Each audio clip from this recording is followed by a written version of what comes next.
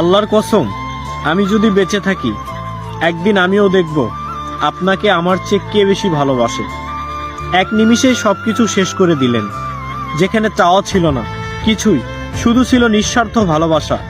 আমি চেয়েছিলাম না কিছুর বিনিময়ে, শুধু আপনার পাশে থাকতে, ভালোবাসতে নির্ভেজাল হৃদয় দিয়ে। এই বুকের গভীরে আল্লাহ জানেন কতটা ভালোবাসা জমা ছিল আপনার জন্য।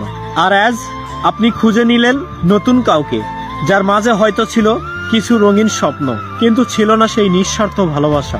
আমি ছেড়ে দিলাম আপনাকে, আপনার মতো করে বাঁচুন আপনি।